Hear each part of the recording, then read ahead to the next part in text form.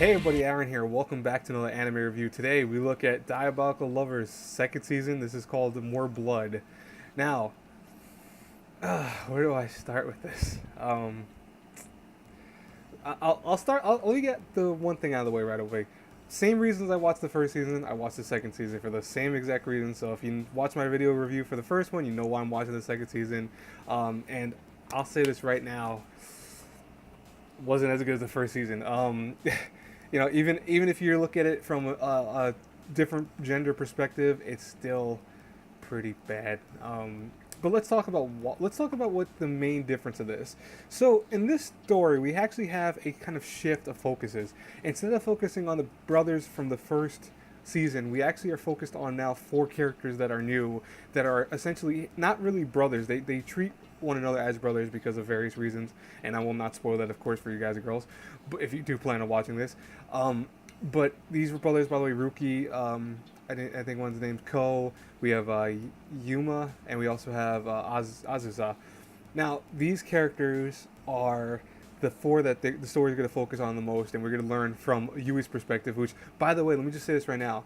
Yui, female protagonist, I talked about this in my first review. I hated her as a female protagonist of anything. Like, I mean, I think of her as dumb as bricks. If possible, she got dumber. And I don't know how that is possible for a female protagonist to get less smart. I don't understand. Like, you know, to me, I feel that, I said this before to someone else, but to me, if you're in a situation where you have to kind of adapt or survive and get stronger as time goes by, inherently you're supposed to get more intelligent. That's just how it is, because if you're able to survive the situations that you are faced with, your body and your mind will react thus so.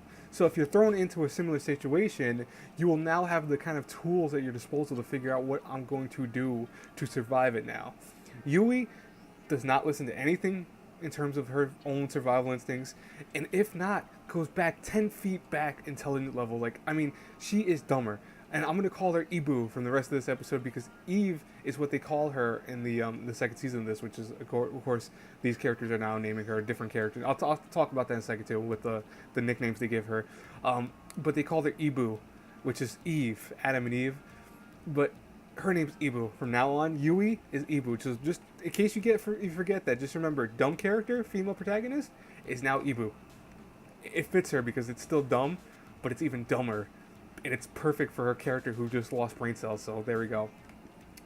So the story focuses on these four, quote unquote brothers, where they attack the caravan of the characters from the first season. The various characters are there, and they end up taking her hostage, essentially the same way that the first season kind of went, almost in many ways. But the opposite happens now, where they quote unquote, oh, you're here. Don't worry, we won't treat you like the other brothers. Well, that's a lie.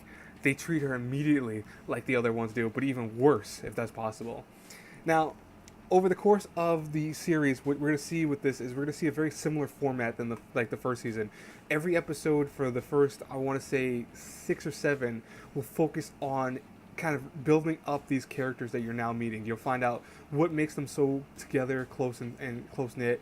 What is their background story, each of them. You'll kind of get hints with certain characters. Some characters I feel like could have been fleshed out a little bit stronger, but were not. Especially Azusa, I felt that he really does not have too much of a prominent role.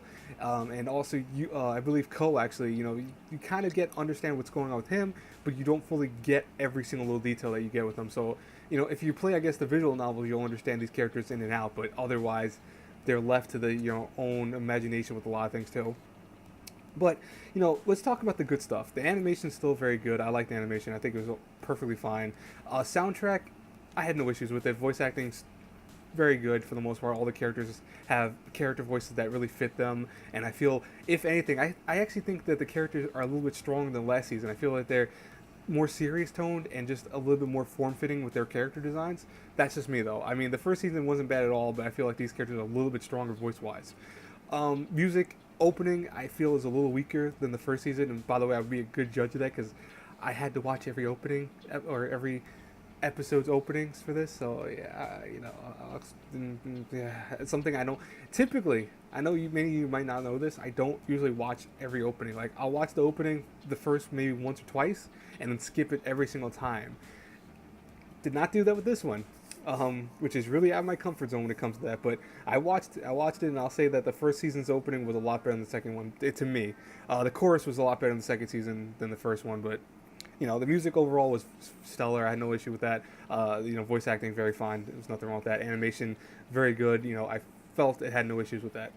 But the story, besides the characters being they could have been fleshed out more, the story ends on this cliffhanger that's just dumb as shit. Oh my god.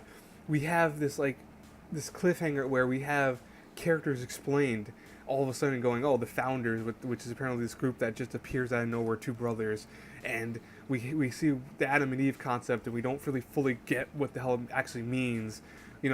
All that stuff is not fully explained. And the last episode 12, because this is a 12-episode series, every episode, by the way, being less actual time than the first season's episodes, where the first season was 14 minutes per episode, and not including, opening and closing, so real, it's like 12 minutes. This was 12 minutes. That means if you don't include the opening and closing, that is about 10 minutes of content. So 12 episodes, 10 minutes each, you do the math there. But you get a lot less content and a lot less story, it feels like. That's my biggest problem with this season.